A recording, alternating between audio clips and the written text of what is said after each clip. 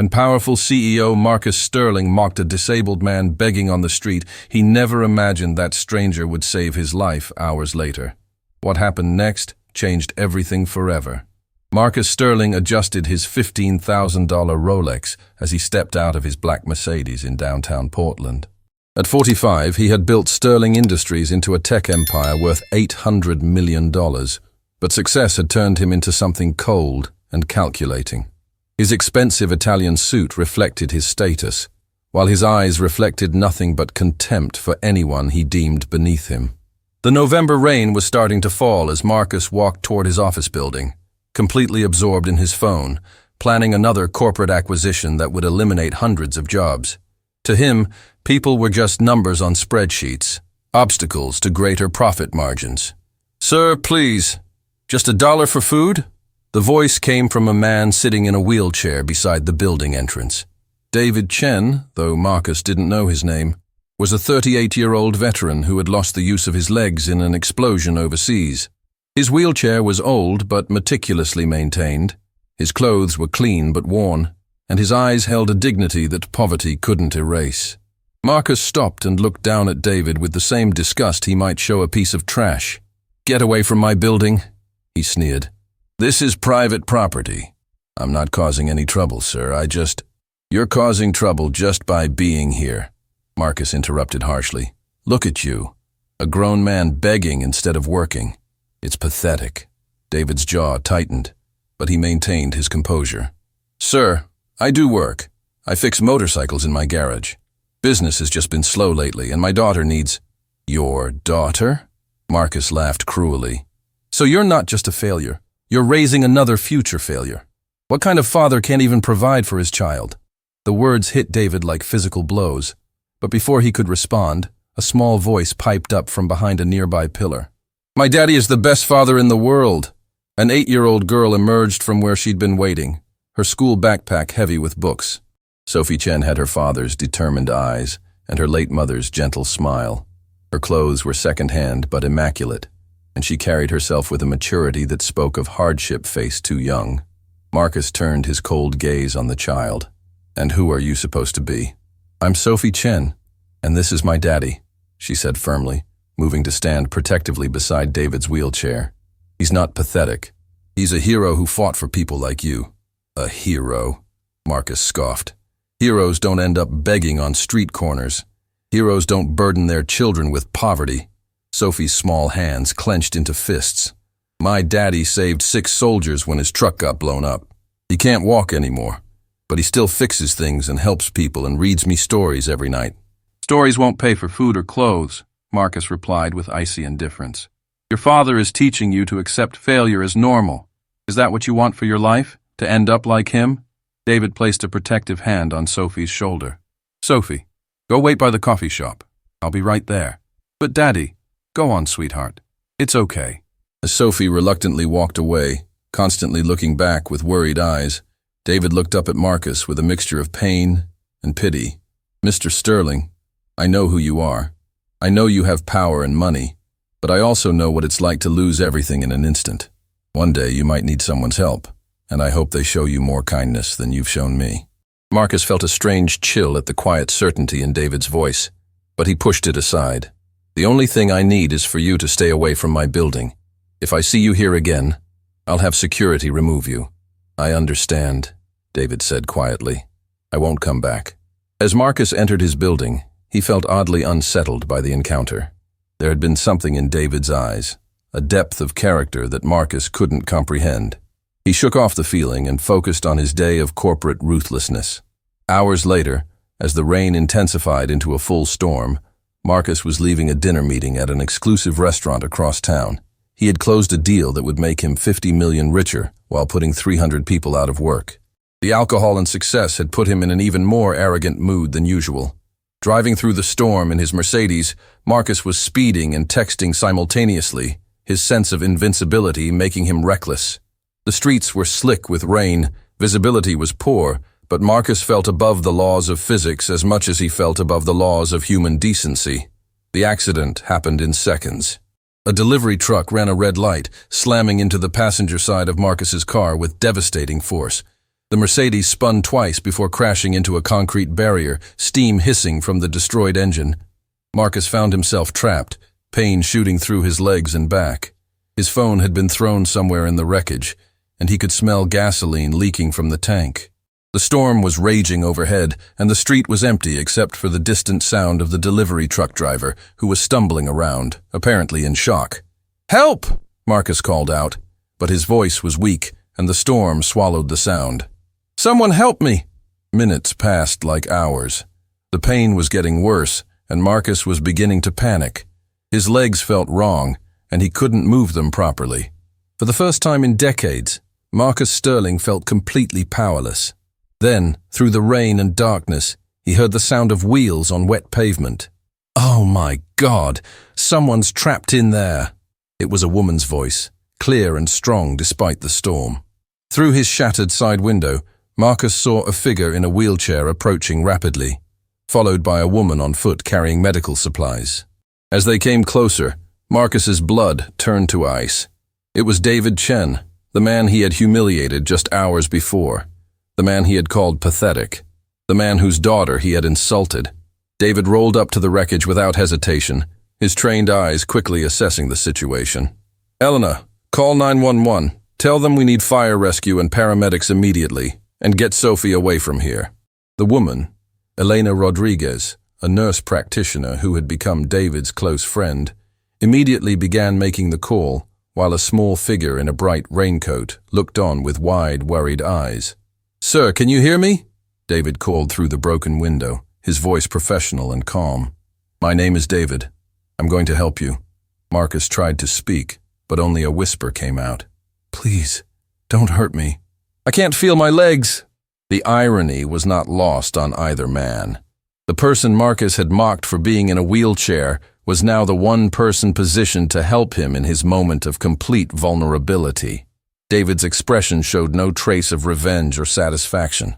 Instead, his eyes held only compassion and determination. "Sir, you're going to be okay. I'm a trained medic, and help is on the way. Just stay calm and don't try to move. You're the man from this morning," Marcus whispered, recognition and shame flooding through him, along with the physical pain. "Yes," David said simply. "And right now, none of that matters. What matters is getting you out safely." Elena returned with her medical bag. "Ambulance is 5 minutes out, but the fire department is delayed by the storm." "David, if that gas tank goes up..." David was already moving, maneuvering his wheelchair to get the best angle to reach through the window. "Elena, I need you to stabilize his neck while I check for other injuries. Sophie, honey, go stand by that building entrance and watch for the ambulance." But what if the car explodes like in the movies?" Sophie asked, her young voice filled with concern for a man who had been cruel to her family just hours before. "It won't," David assured her with confidence he might not have felt. "And even if it did, this is what we do. We help people who need help." As David reached through the jagged window, checking Marcus's pulse and injuries with practiced skill, Marcus felt something breaking inside him that had nothing to do with his physical trauma. This man he had called pathetic, whose daughter he had insulted, whose dignity he had trampled, was risking his own safety to save him. "Why?" Marcus whispered through lips that were starting to swell. "Why are you helping me?" David paused in his medical assessment and looked directly into Marcus's eyes. "Because everyone deserves help when they need it. Because your life has value, regardless of how you've treated others. And because this is what heroes actually do. They help people, even people who have hurt them." The words hit Marcus harder than the crash had. In that moment, trapped and helpless, he began to understand something that all his money and power had never taught him: the difference between strength and cruelty, between success and significance, between being powerful and being worthy of respect. The sound of sirens was getting closer, but Marcus was no longer thinking about his physical injuries. For the first time in decades, he was seeing clearly through the rain. The fluorescent lights of Portland General Hospital flickered overhead as Marcus Sterling slowly regained consciousness. The steady beeping of monitors and the antiseptic smell told him he was alive, but the complete absence of sensation in his legs told him everything had changed forever. "Mr. Sterling, can you hear me?" A gentle voice pulled him fully into awareness. Dr. Sarah Martinez, the chief of spinal surgery, stood beside his bed with a clipboard and an expression that Marcus had learned to recognize from years of delivering bad news to employees he was about to fire. "My legs," Marcus whispered, his throat raw from the breathing tube that had been removed hours earlier. "I can't feel my legs. Doctor?" Martinez pulled up a chair, a gesture that immediately told Marcus this conversation would be lengthy and life-altering. "Mr. Sterling, you suffered severe trauma to your spinal cord in the accident. The damage is at the L2 vertebra level. We performed emergency surgery to stabilize the area, but I'll never walk again," Marcus finished, his voice hollow. "The swelling needs to subside before we can make any definitive prognosis, but you need to prepare for the possibility that the paralysis could be permanent. I'm sorry." The words hit Marcus like a second collision. For 45 years, he had defined himself by his ability to stand above others, literally and figuratively. Now he would be looking up at the world from a wheelchair, dependent on others for basic functions he had always taken for granted. "There's someone here who has been asking about you," Dr. Martinez continued. "A man named David Chen. He was apparently first on the scene and provided crucial medical assistance. He saved your life, Mr. Sterling." Marcus closed his eyes, remembering the rain, the pain, and the gentle voice that had promised everything would be okay. The man he had called pathetic had become his savior. "He's been here every day since your surgery 3 days ago, even though you were unconscious. He brought reading materials about spinal cord recovery and has been consulting with your medical team about adaptive equipment. It's quite unusual for a stranger to show such concern." "He's not exactly a stranger," Marcus admitted quietly. I knew him before the accident." Dr. Martinez made a note on her chart. "Well, he's clearly very invested in your recovery. Should I send him in?" Marcus wanted to say no. The thought of facing David after everything that had happened filled him with a shame deeper than any business failure he had ever experienced. But something in him needed to understand why this man continued to show kindness to someone who had shown him only cruelty. "Yes," Marcus whispered. "Send him in." A few minutes later, the soft sound of wheelchair wheels on linoleum announced David's arrival. He entered quietly, followed by Elena, who carried a small bouquet of flowers, and Sophie, who clutched a colorful hand-drawn card. "Mr. Sterling," David said warmly, positioning his wheelchair beside the hospital bed. "It's good to see you awake. How are you feeling?" The question was asked with such genuine concern that Marcus felt his carefully constructed emotional walls beginning to crack. "Like my life is over," he answered honestly, surprising himself with his vulnerability. David nodded with understanding. "I felt the same way when I woke up in a military hospital in Germany. The doctors told me I'd never walk again, and I wanted to die rather than face that reality." Sophie stepped forward shyly. "I made you a card, Mr. Sterling. Daddy says you're hurt like he was hurt." With small hands, she placed a crayon drawing on Marcus's bedside table. It showed 2 figures in wheelchairs, one with dark hair labeled "My Daddy," and one with lighter hair labeled "Mr. Sterling," both smiling under a rainbow. "Sophie insisted on making that," Elena explained softly. "She's been worried about you." Marcus stared at the drawing, his vision blurring. "Why?" he asked, his voice breaking. "Why would she worry about me?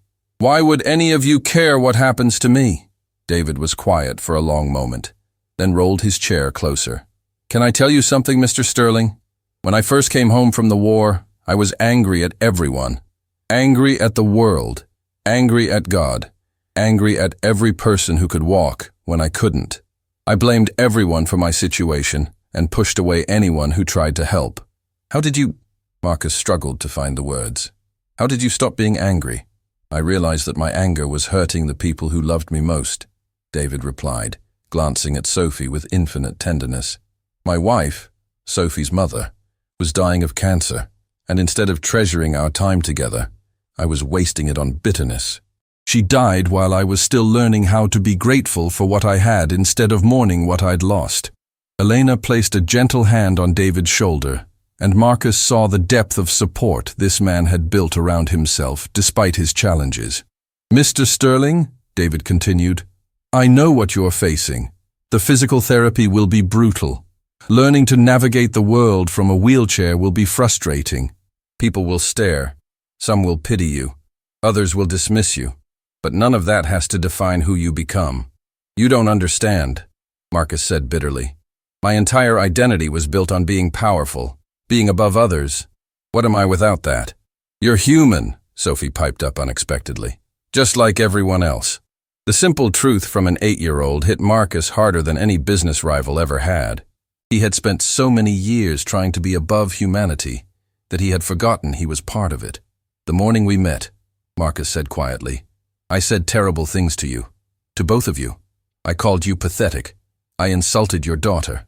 Why are you here? David was silent for a moment, choosing his words carefully. Because that morning, I saw something in your eyes that I recognized. I saw someone who was deeply unhappy despite having everything society says should make you happy. I saw someone who had lost his way. But more importantly, Elena added, David believes that everyone deserves a chance at redemption, even people who have forgotten how to be kind. Marcus felt tears he hadn't shed since childhood beginning to fall. I don't know how to be different. I don't know how to be good. Nobody expects you to change overnight, David said gently. When I was learning to use this wheelchair, I couldn't even transfer from my bed to the chair without help. But Elena taught me that recovery isn't about returning to who you were before. It's about discovering who you're capable of becoming. Elena stepped forward with a professional but kind smile. Mr. Sterling, I'm a physical therapist who specializes in spinal cord injuries. If you're willing, I'd like to work with you. Not just on the physical aspects of your recovery, but on rebuilding your life in a way that gives you purpose. What kind of purpose could I have now? Marcus asked, gesturing helplessly at his paralyzed legs. That's what we'll discover together, David replied. But I can tell you this. Some of the most powerful people I know are the ones who use their experiences with adversity to help others face their own challenges. Sophie climbed onto Elena's lap and looked directly at Marcus with the fearless honesty that only children possess. Mr. Sterling, are you going to learn to be nice now? Despite everything, Marcus found himself smiling for the first time since the accident. I'm going to try, Sophie. I'm going to try very hard. Good, she said matter-of-factly. Because being mean makes you sad inside, even if you don't know it. As visiting hours ended and David's small family prepared to leave, Marcus called out softly, David, will you come back tomorrow? We'll be here, David promised. Recovery is a team effort, and whether you know it or not, you're not facing this alone anymore. After they left, Marcus lay in the darkness of his hospital room, staring at Sophie's crayon drawing. For the first time in decades, he wasn't thinking about profit margins or corporate strategies. He was thinking about the kind of man he wanted to become and wondering if it was possible to build something meaningful from the ruins of his old life. The man who had once believed weakness was the worst thing a person could show was beginning to understand that true strength might come from admitting you need help and accepting it when it's offered.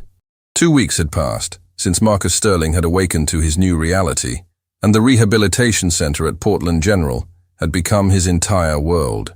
The sterile white walls and exercise equipment surrounded him as he struggled with the most basic tasks that had once been automatic. Today marked his first real physical therapy session with Elena, and the humiliation was almost unbearable. Let's start with transfers, Elena said professionally, positioning Marcus's wheelchair beside the parallel bars.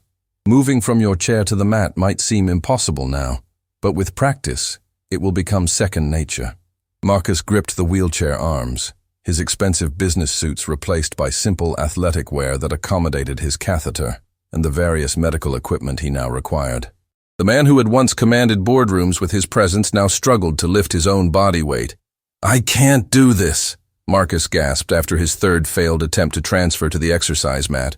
Sweat poured down his face from the effort, and his arms shook with exhaustion. This is impossible.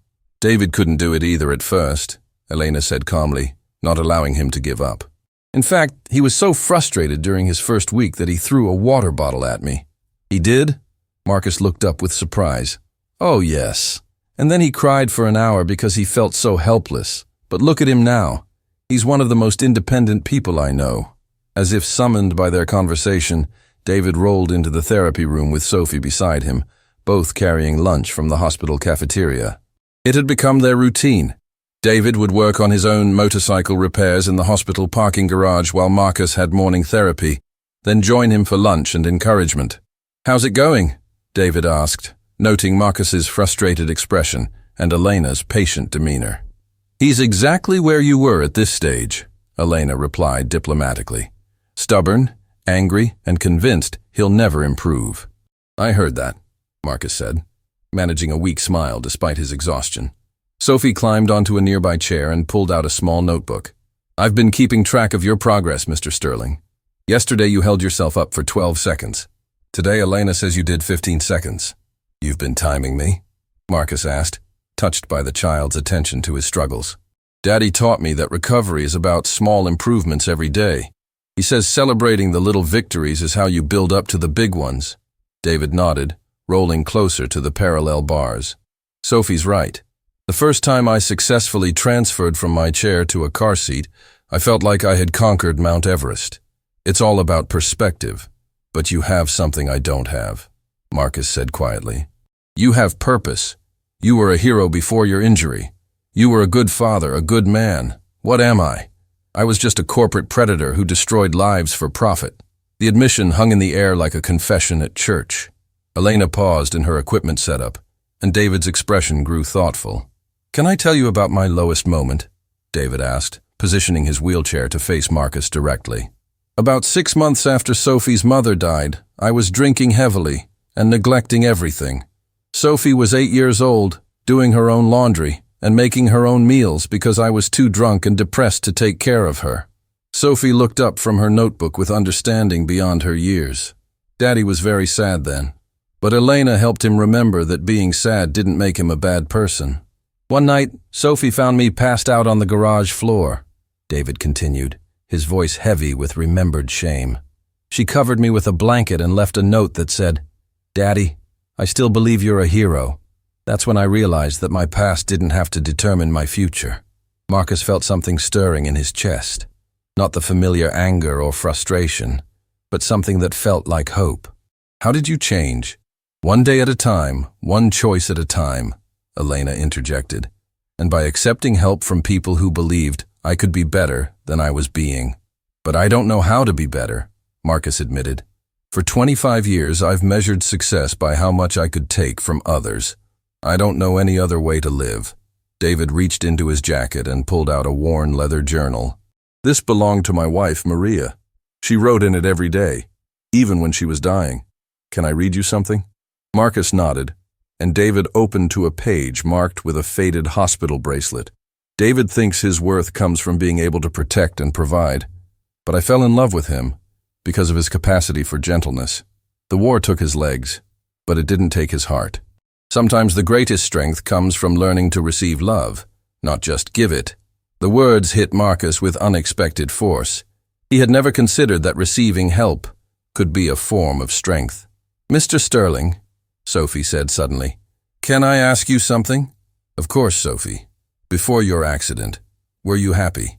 The question was so simple, yet Marcus found himself unable to answer immediately. Had he been happy? He had been successful, wealthy, powerful, but happy? No, he finally admitted. "I wasn't happy. I was angry all the time, but I thought that was normal. I thought being powerful meant being angry. Daddy was angry too after he got hurt," Sophie said matter-of-factly. "But then he learned that angry is just sad wearing a mean mask." Elena smiled at Sophie's wisdom. "She's absolutely right." "Marcus, what made you angry?" Marcus thought carefully. I think I was angry because I felt like I had to prove I was worthy of existing. Like if I wasn't the strongest, the richest, the most successful, then I didn't deserve to take up space in the world." "And where do you think that feeling came from?" David asked gently. For the first time in decades, Marcus found himself thinking about his childhood. "My father. He was a factory supervisor who never thought I was good enough. He used to say that weakness was the worst sin a man could commit. When I made my first million, I thought I had finally proven him wrong, but I never stopped trying to prove it. And now," Elena prompted, "now I'm literally weak, and I'm terrified that he was right, that without my strength and power, I'm nothing." Sophie slid down from her chair and approached Marcus's wheelchair with the fearless directness that only children possess. "Mr. Sterling, can I tell you a secret?" What's that, Sophie? My daddy is the strongest person I know, and he can't even walk. Strong isn't about your legs or your money. Strong is about being kind when people are mean to you. Strong is about helping people even when they can't help you back. She reached up and placed her small hand on Marcus's arm. You're going to be strong too. Different strong than you were before, but real strong. Marcus felt tears threatening again, something that had become embarrassingly common since his accident. How can you be so sure? Because, Sophie said with the absolute certainty of childhood, you're already being nicer than you were before. And being nice is the first step to being strong. As the therapy session continued, Marcus found himself pushing harder than he had before. Not because he was angry or desperate, but because he wanted to be worthy of the faith that this extraordinary family had placed in him. For the first time since his accident, Marcus Sterling began to believe that maybe, just maybe, his life wasn't over. Maybe it was just beginning. The morning sun streamed through the windows of Sterling Industries' executive boardroom as Marcus sat in his wheelchair at the head of the conference table for the first time since his accident. After 6 weeks of rehabilitation, he had insisted on returning to oversee the quarterly board meeting, though everything felt foreign and uncomfortable in his new reality. His executive team sat around the polished mahogany table, their expressions carefully neutral as they tried to hide their shock at seeing their once commanding CEO now dependent on a wheelchair. The silence was thick with unspoken questions about leadership, capability, and the future of the company. Thank you all for coming, Marcus began, his voice lacking the authoritative edge that had once made grown men tremble. I know there have been concerns about my ability to continue leading this company, and I want to address those directly. James Morrison, the chief financial officer and Marcus's longtime rival for power, leaned forward with barely concealed ambition. Marcus, we're all glad you're recovering, but the board has been discussing some practical concerns. The Henderson deal fell through while you were away. The Yamamoto contract is in jeopardy. Our stock price has dropped 12%. And your point is? Marcus asked, though he could see where this was heading. My point is that leadership requires presence, strength, the ability to command respect. With all due respect to your situation, how can you project authority from a wheelchair? The words hit Marcus like a physical blow, echoing his father's voice from decades past. 6 weeks ago, he would have responded with fury, crushing Morrison with threats and intimidation. Now, he found himself questioning whether Morrison might be right. I understand your concerns, Marcus replied quietly, hating how weak his voice sounded in the vast boardroom. We've prepared a transition plan, Morrison continued, pulling out a thick folder. I would step in as interim CEO while you focus on your recovery. It would be temporary, of course, just until you're fully functional again. The phrase, fully functional, hung in the air like a poison cloud. Marcus knew what Morrison really meant, until he could walk again, which might be never. I need some time to consider this, Marcus said, feeling defeated in a way that had nothing to do with his paralyzed legs. As the meeting adjourned, Marcus sat alone in the boardroom, staring out at the city skyline that had once made him feel powerful. Now it just reminded him of how far he had fallen. Mr. Sterling? A voice from the doorway interrupted his brooding. He turned to see Janet Walsh, his longtime assistant, standing hesitantly in the entrance. She had been with Sterling Industries for 15 years, quietly managing his schedule and dealing with his explosive temper with professional grace. Janet, I thought you had left with the others. Sir, there's someone here to see you. He says it's important. I'm not seeing anyone else today. Cancel all my appointments. Sir, it's David Chen. He says he knows you're having a difficult day and thought you might need a friend. Marcus felt a mix of gratitude and embarrassment. How had David known he would need support today? Send him in, Marcus said quietly. A few minutes later, David rolled into the boardroom, taking in the expensive furnishings and commanding view with interest rather than intimidation. Impressive office, David said, positioning his wheelchair across from Marcus. I can see why you felt powerful in a place like this. Felt being the operative phrase, Marcus replied bitterly. My CFO just basically told me I'm unfit to lead because I can't walk. David was quiet for a moment, studying Marcus's face. What do you think? Are you unfit to lead? I don't know anymore. Morrison is right about one thing. How can I command respect when I look weak and helpless? Is that what you think I look like? David asked calmly. Weak and helpless? Marcus looked at David with new eyes. The man sitting across from him radiated quiet confidence, dignity, and a kind of strength that had nothing to do with physical ability. No, Marcus admitted. You're one of the strongest people I've ever met. Then why would your wheelchair make you any different? Because you were strong before your injury. You were a hero, a good man. I was just a bully who happened to have working legs. David rolled closer to the window, gazing out at the city below. Can I tell you something about real leadership, Marcus?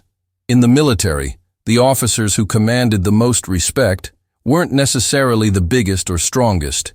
They were the ones who put their soldiers' welfare before their own glory. They were the ones who made decisions based on what was right, not what was profitable. But this is business, not the military. Is it really that different? You have employees who depend on you for their livelihoods.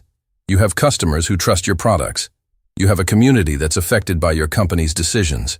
How is that not a form of responsibility to others? Marcus had never thought of his business in those terms. To him, employees had always been expendable resources, customers had been revenue sources, and the community had been irrelevant as long as they stayed out of his way. I don't know how to lead like that, Marcus confessed.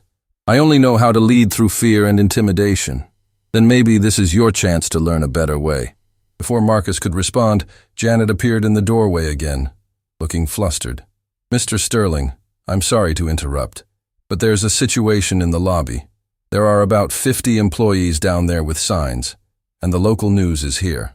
Marcus felt his stomach drop. What kind of signs?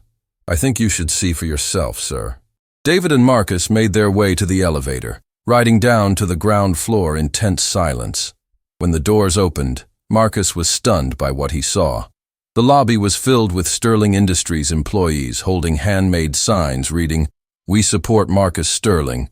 Real leaders overcome adversity, and character over convenience." At the front of the group stood Maria Santos, a software engineer who had been with the company for 8 years. "Mr. Sterling," Maria called out when she saw him, "we heard rumors that the board might replace you because of your accident. We wanted you to know that we don't support that decision." Marcus was speechless. These were employees he had barely noticed, people whose names he didn't even know, and they were standing up for him. "But why?" Marcus asked, his voice barely audible over the crowd.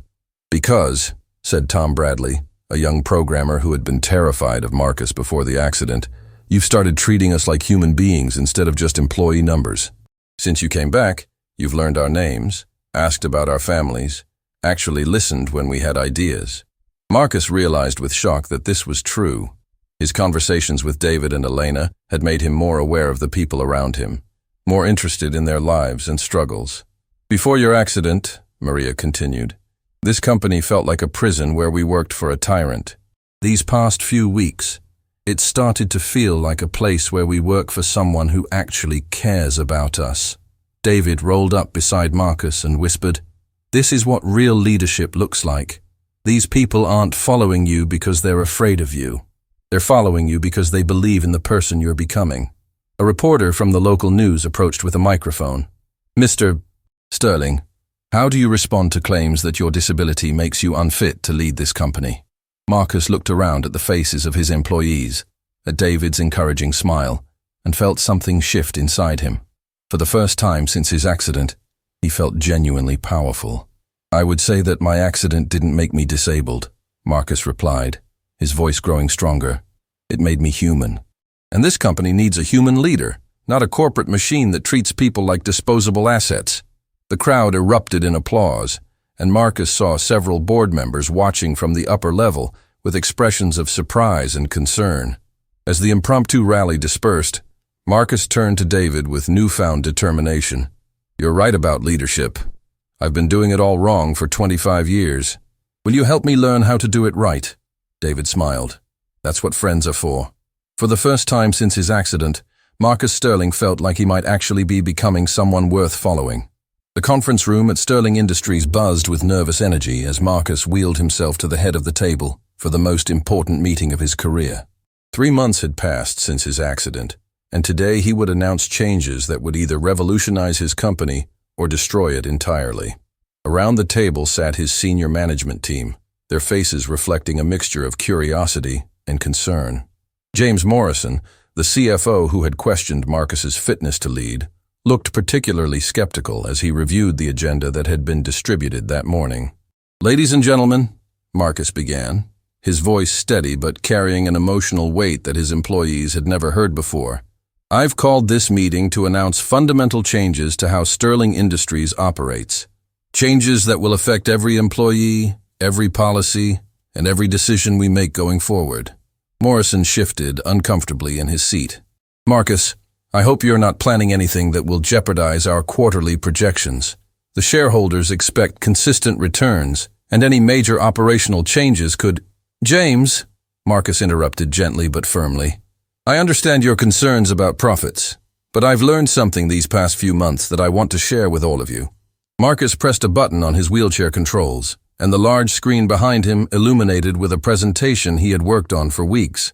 The first slide simply read, "The true cost of our success." Last quarter, Sterling Industries reported record profits of $47 million, Marcus continued. "We achieved this through massive layoffs, wage freezes, and cutting benefits. I called it efficient business.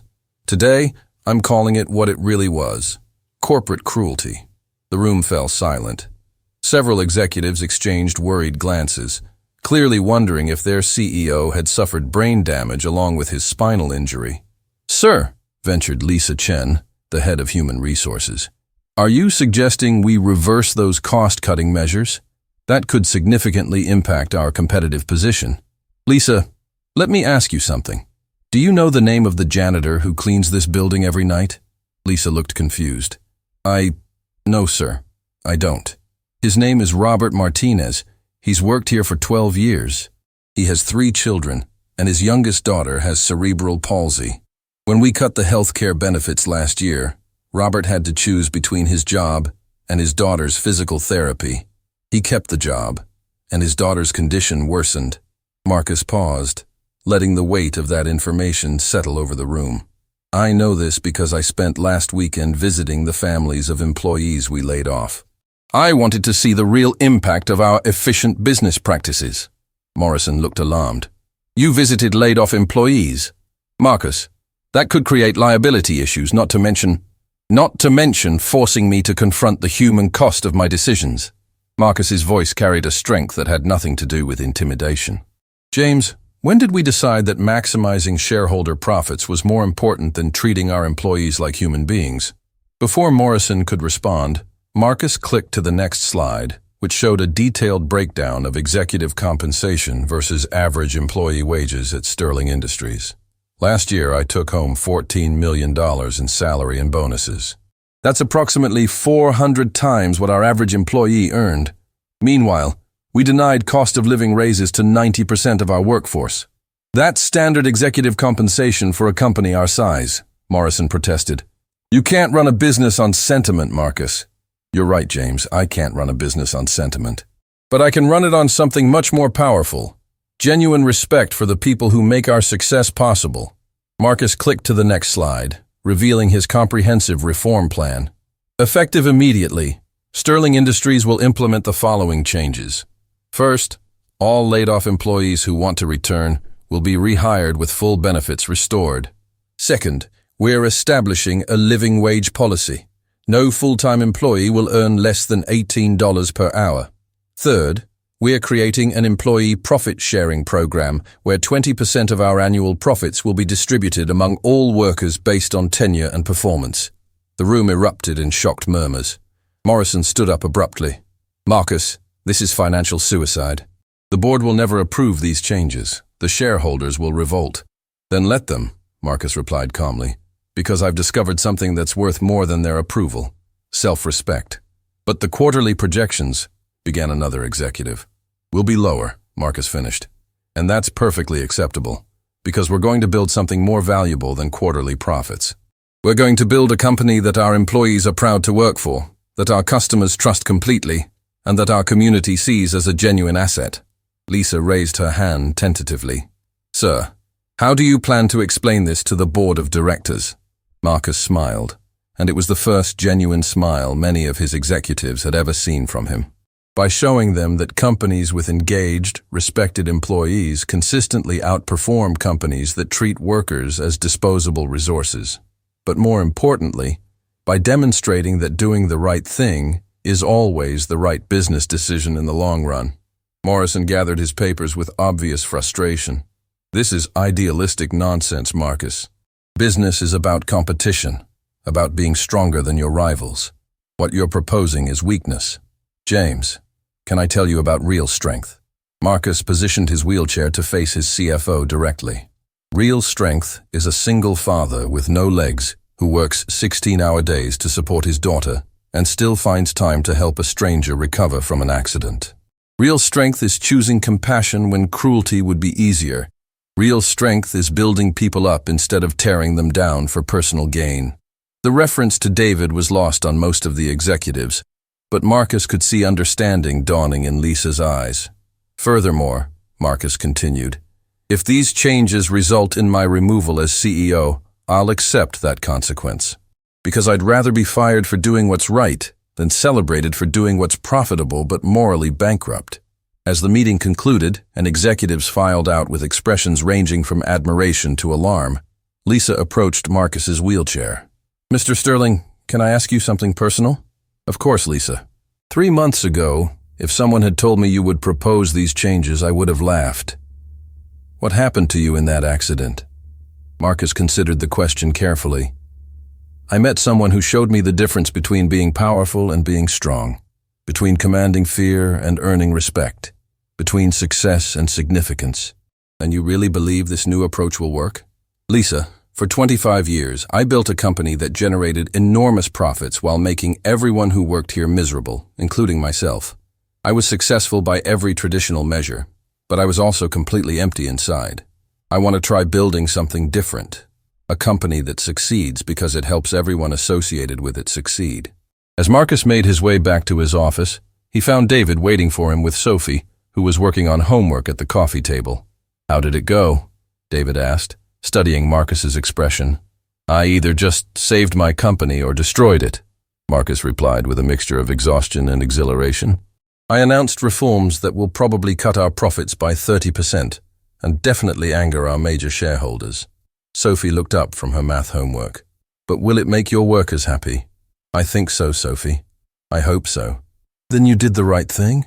She said matter-of-factly. Daddy says that when you do the right thing, everything else works out eventually.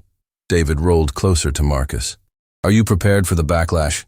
This kind of change threatens people who profit from the current system. I know. Morrison is probably calling board members right now, trying to get support for my removal. But David, I realized something during that meeting. For the first time in my adult life, I was proud of the words coming out of my mouth. I was proud of the decisions I was making. That feeling is worth more than any profit margin. And if they do remove you as CEO? Marcus smiled, surprising himself with how peaceful he felt about that possibility. Then I'll find another way to make a positive impact. Maybe I'll work with you, helping other people recover from spinal injuries. Maybe I'll start a non-profit focused on corporate social responsibility.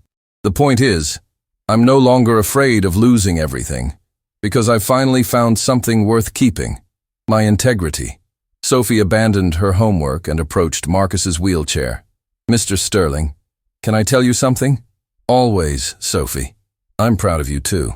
You're becoming the kind of person I want to be when I grow up.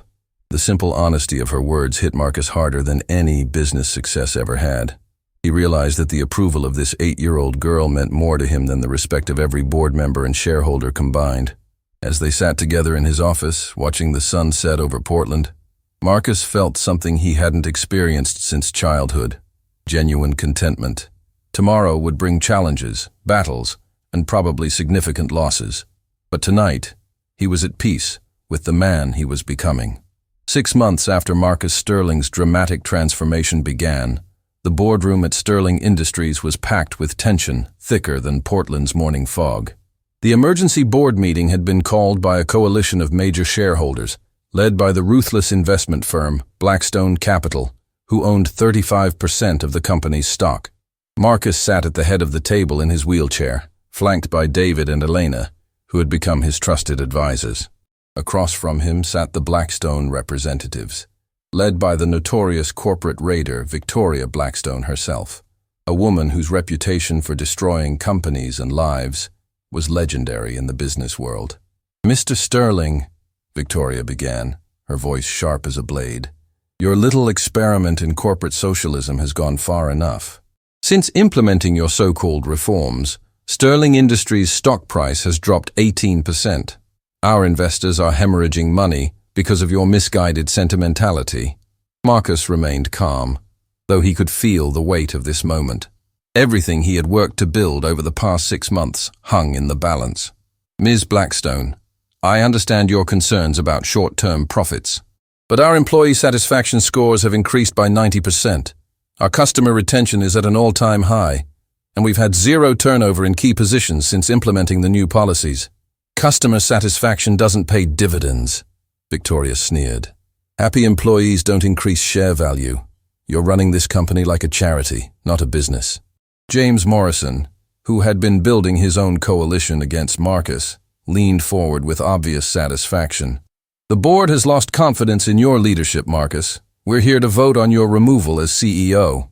At that moment, Sophie Chen slipped quietly into the boardroom, carrying a folder that looked enormous in her small hands. She had insisted on coming today, despite David's concerns about exposing her to the corporate battlefield. "Before you vote," Sophie said in her clear, confident voice, "I think you should see something." Victoria Blackstone looked at the 8-year-old girl with disdain. "Who is this child? And why is she interrupting a board meeting?" "This is Sophie Chen," Marcus said proudly, "and she has something to show you that might change your perspective." Sophie approached the conference table and opened her folder, revealing dozens of handwritten letters. "These are letters from Sterling Industries employees to their families. Mr. Sterling doesn't know I collected them, but I wanted to show you what his changes really mean." She pulled out the first letter and began to read in her young but powerful voice. "Dear Mom, I can finally afford Sarah's asthma medication thanks to the new healthcare policy at work. For the first time in years, I'm not choosing between my daughter's health and our rent. I love my job now instead of dreading it every day." Victoria looked annoyed. "This is hardly relevant to—" "This one's from Robert Martinez," Sophie continued, pulling out another letter. "Dear Maria, remember how I used to come home angry every night? Now I come home excited to tell you about my day.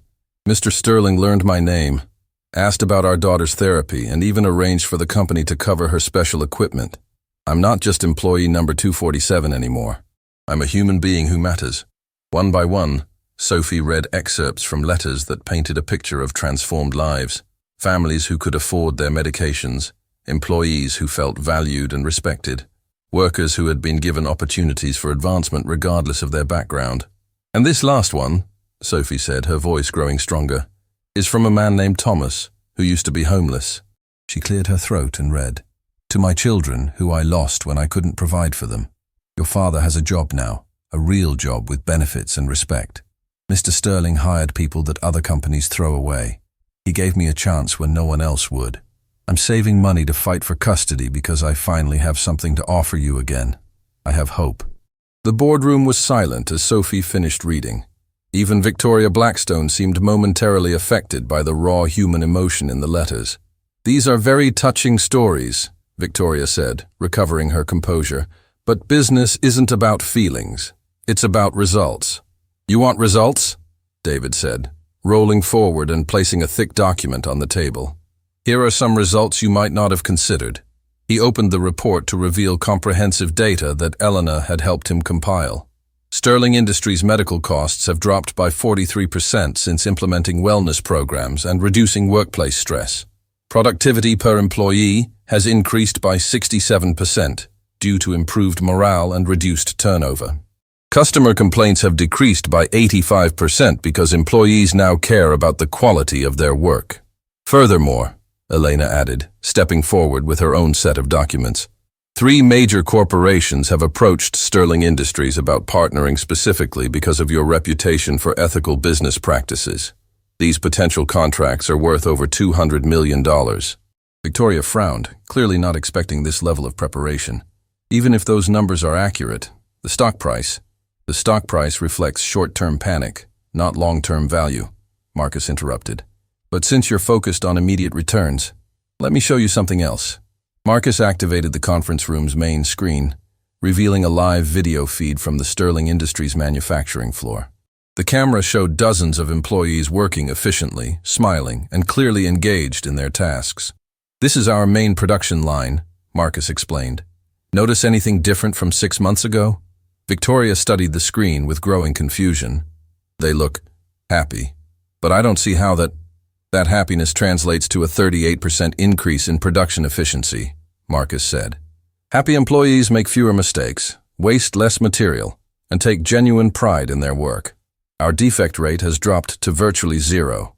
Suddenly, the employees on screen noticed the camera and began holding up signs they had apparently prepared in advance. The signs read, "We support Marcus Sterling," "Ethical Leadership Works," and "Don't Let Greed Win." Then something extraordinary happened. One by one, employees throughout the building began appearing in the doorway of the boardroom. Robert Martinez, the janitor whose daughter needed therapy. Maria Santos, the software engineer who had led the initial employee rally. Thomas, the formerly homeless man who now worked in shipping. "What is this?" Victoria demanded. "This," said Robert Martinez, stepping forward, "is what happens when you treat people like human beings instead of disposable assets. Mr. Sterling didn't just give us jobs, he gave us dignity." Maria Santos nodded. "Before Mr. Sterling's changes, I was planning to quit and move to Seattle for another job. Now I wouldn't leave Sterling Industries for twice the salary, because this is the first company that's ever made me feel valued." Thomas, still wearing his Sterling Industries uniform with obvious pride, addressed the board directly. "I was living under a bridge 6 months ago. Now I have an apartment, I'm taking night classes to improve my skills, and I'm working to rebuild my relationship with my children. Mr. Sterling didn't just hire me, he invested in my potential as a human being." Victoria looked around the room, clearly realizing that she was facing something she had never encountered before, a workforce that genuinely loved their leader. "This is all very inspiring," she said, her voice less certain than before. "But sentiment doesn't change the fundamental math of business." "Actually, it does," said a new voice from the doorway. Everyone turned to see an elegantly dressed woman in her 60s enter the boardroom. Marcus's face went pale with shock. "Catherine Sterling," the woman announced herself. "Marcus's mother, and the largest individual shareholder in this company." Marcus hadn't seen his mother in over 5 years, not since their bitter argument about his treatment of employees had ended their relationship. "Mother? What are you doing here?" Catherine Sterling moved gracefully to the center of the room, her presence commanding immediate attention. "I've been watching your transformation these past 6 months, Marcus. Sophie Chen has been sending me updates." She smiled at Sophie, who beamed with pride. "This remarkable young lady reached out to me because she thought I should know that my son had finally become the man I always hoped he could be." Victoria Blackstone looked confused and frustrated. "Mrs. Sterling, surely you can't support these idealistic policies that are destroying shareholder value." Catherine turned to face Victoria with a smile that was both sweet and deadly. "Ms. Blackstone, let me explain something about the Sterling family values. My late husband built this company on the principle that success means lifting others up, not stepping on them. When Marcus lost his way and became the kind of man who valued profit over people, I was heartbroken." She moved to stand behind Marcus's wheelchair, placing a protective hand on his shoulder. But watching him rediscover his humanity, seeing him choose compassion over cruelty, witnessing him build a company that people are proud to work for, this is the proudest I've ever been of my son. "Moreover," Catherine continued, pulling out her own set of documents, "as the owner of 41% of Sterling Industries stock, I'm exercising my right to call for a vote of confidence in Marcus Sterling's leadership." The room erupted in shocked murmurs. Victoria Blackstone's face turned red with rage. "You can't be serious. You're choosing sentiment over sound business practices." "I'm choosing humanity over heartlessness," Catherine replied firmly. "And I'm choosing a CEO who understands that a company's greatest asset is the trust and loyalty of its employees." The vote was swift and decisive. With Catherine's support, the employee testimonials, and the undeniable evidence of improved company culture and efficiency, Marcus retained his position as CEO by a margin of 73%. As the board meeting concluded and the Blackstone representatives stormed out in defeat, Marcus found himself surrounded by employees, family, and friends who had supported him through his transformation. "I can't believe you reached out to my mother," Marcus said to Sophie, still processing everything that had happened. Sophie shrugged with the casual wisdom that had become her trademark. "You told me that you missed her but were too proud to call. I figured pride was just fear wearing a fancy mask, so I helped you be brave." David rolled up beside Marcus with tears in his eyes. "Marcus, 6 months ago you were a man who had everything but felt empty inside. Today you're a man who has something much more valuable than money or power." "What's that?" Marcus asked, though he thought he knew the answer. "You have people who genuinely love and respect you for who you are, not what you own. You have a purpose that gives your life meaning. You have the knowledge that you're making the world a little bit better every day." Elena nodded in agreement. "And you have the peace that comes from living according to your values instead of against them." Catherine Sterling moved to face her son directly. "Marcus, I want you to know that your father would be incredibly proud of the man you've become. You've honored his memory by remembering that true success is measured not by what you accumulate, but by what you contribute." As the celebration continued around him, Marcus felt a profound sense of completion. The journey from corporate predator to compassionate leader had been painful, humbling, and transformative. But sitting here now, surrounded by people who cared about him as a person rather than fearing him as a boss, Marcus understood what David had been trying to teach him from the beginning. "Sophie," Marcus said, calling the young girl over to his wheelchair. "Can I tell you something?" "Always, Mr. Sterling. You asked me once if I was going to learn to be nice. I want you to know that you didn't just help me learn to be nice. You helped me learn to be human again. You helped me remember that the most important thing we can do in life is help each other become the best versions of ourselves." Sophie smiled and gave Marcus a hug. "You're welcome, Mr. Sterling. But you did the hard part. You chose to change." As the sun set over Portland that evening, Marcus Sterling sat in his office, now converted to an open-space design that encouraged collaboration rather than intimidation, reflecting on the extraordinary journey that had brought him to this moment. He had lost the use of his legs but gained the use of his heart. He had lost his reputation as a ruthless corporate raider but gained a legacy as a leader who proved that businesses could be both profitable and compassionate. He had lost his old life but found a new one that was infinitely more meaningful. 6 months ago, Marcus Sterling had been the richest man in Portland and the poorest in spirit. Today, he was wealthy in the ways that truly mattered. Rich in relationships, abundant in purpose, and overflowing with the kind of success that no stock market could measure. The transformation was complete, but the impact was just beginning. And it had all started with a simple lesson from a wheelchair-bound veteran and his 8-year-old daughter about the difference between being powerful and being strong. As Marcus looked out at the city lights, he knew that tomorrow would bring new challenges, new opportunities to choose compassion over cruelty, and new chances to prove that the best leaders are those who lift others up rather than tear them down. The man who had once believed that weakness was the worst sin a person could commit had finally learned that the greatest strength comes from admitting you need help and accepting it when it's offered with love.